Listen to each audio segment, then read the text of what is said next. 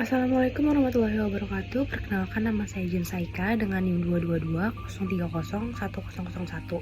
Saya dari kelas B2. Di sini saya akan menjelaskan perencanaan bisnis dari World Tour and Travel. Yang pertama dari nama perusahaannya, yaitu World Tour and Travel. Kata World di sini menunjukkan ambisi perusahaan untuk beroperasi atau mempengaruhi pasar secara global. Dan ini memberikan kesan bahwa perusahaan memiliki cakupan yang luas dan mungkin melayani pelanggan dari berbagai belahan dunia. Lalu dari logo perusahaannya, ini adalah logo dari perusahaan World Tour and Travel. Dan logo ini menunjukkan visi global, yaitu gambaran dunia atau elemen yang mencerminkan globalisasi, memberikan bahwa perusahaan memiliki ambisi untuk berkembang dan memperluas bisnisnya di pasar internasional. Dan di sini kepemilikan perusahaannya yaitu individual proprietorship, yaitu dimiliki oleh perorangan. Dan ini adalah lokasi perusahaannya, yaitu di Mediaran Tower, Jalan Haji Rasuna Said, nomor 1 RW 1 di Guntur, RW RT 6 RW 6 di Jakarta Selatan. Nah, ini adalah visi dan misi dari perusahaan World Tour and Travel. Visinya adalah menjadi mitra perjalanan terpercaya dan terdepan yang memberikan pengalaman wisata yang tak terlupakan kepada pelanggan, serta memperluas bisnis ke pasar internasional.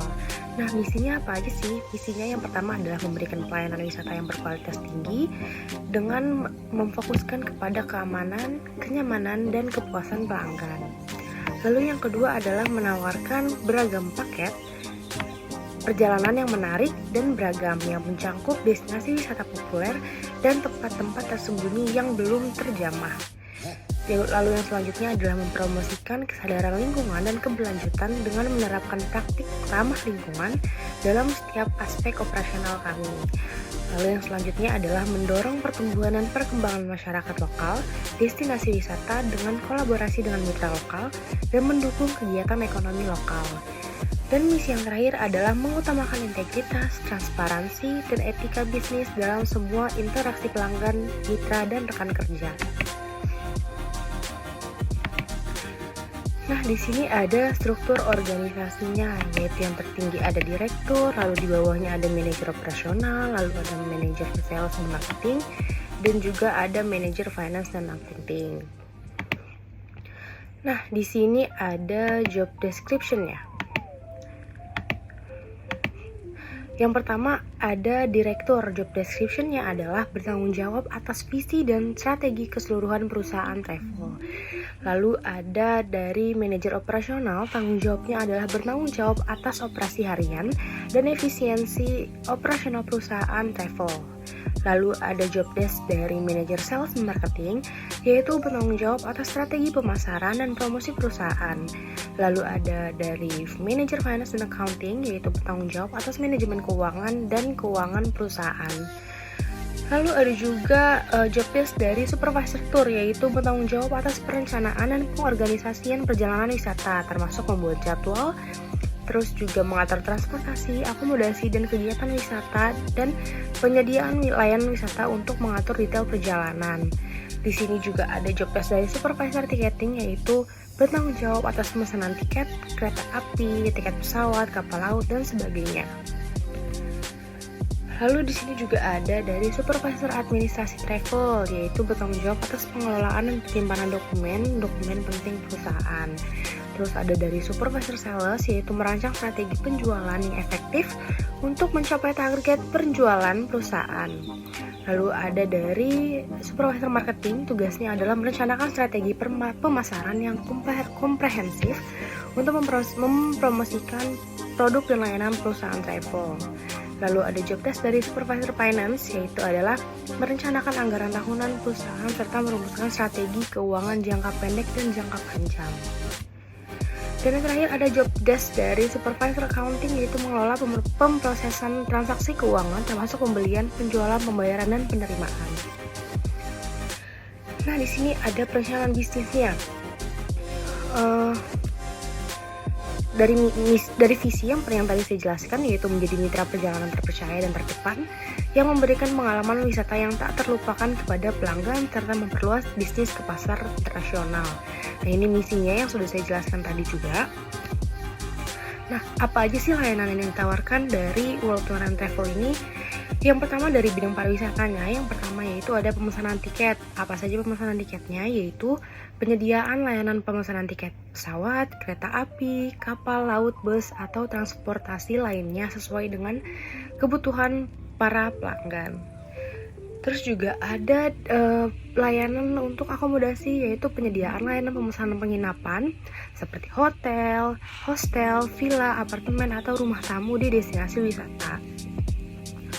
Lalu yang ketiga ada layanan paket wisata domestik dan internasional, yaitu penawaran paket tur yang mencakup perjalanan ke destinasi wisata tertentu dengan menyiapkan panduan wisata, transportasi, akomodasi, dan kunjungan ke tempat-tempat menarik.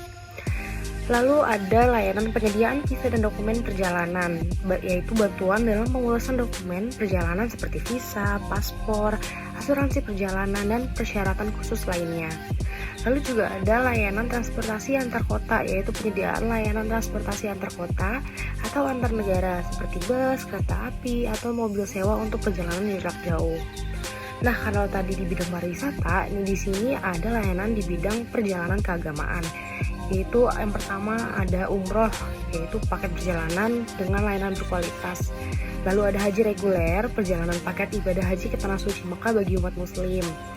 Lalu juga ada haji plus, perjalanan yang sama ke Tanah Suci juga, namun dengan fasilitas yang lebih baik daripada paket haji reguler.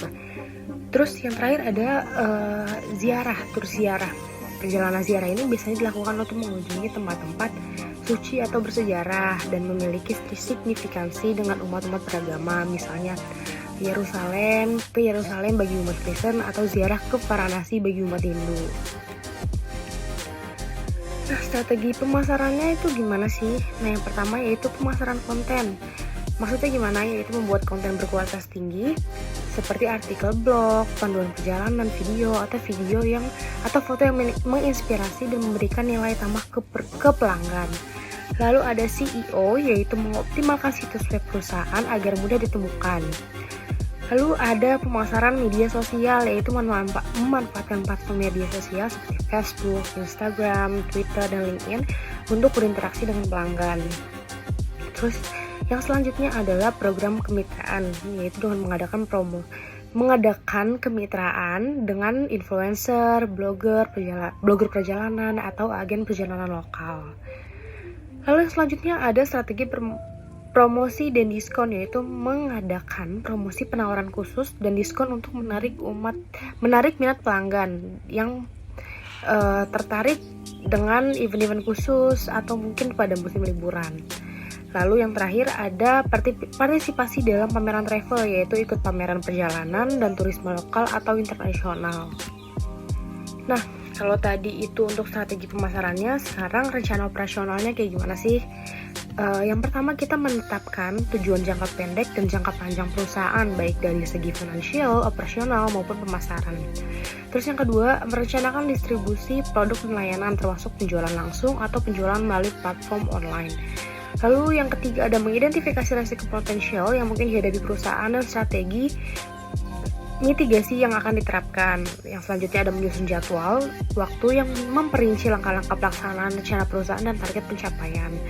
Lalu yang terakhir merencanakan cara untuk memantau dan mengevaluasi kemajuan rencana perusahaan secara berkala dan melakukan penyesuaian jika diperlukan.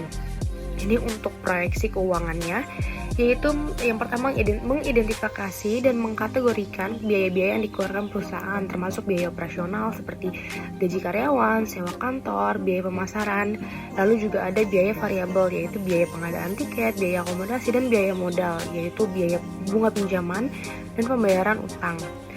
Lalu yang kedua ada membuat perhitungan laba rugi yang mencakup pendapatan, biaya, dan laba bersih yang diharapkan selama periode waktu tertentu seperti 1 tahun ke depan. Lalu yang ketiga membuat arus kas untuk memperkirakan jumlah uang yang akan masuk dan keluar dari perusahaan selama waktu periode tertentu. Dan yang terakhir adalah membuat laporan Keuangan lengkap termasuk neraca, laporan laba rugi, dan laporan arus kas berdasarkan proyeksi keuangan yang telah dibuat. Oke, sekian rencana bisnis dari World Tour and Travel. Kurang lebihnya mohon maaf. Terima kasih.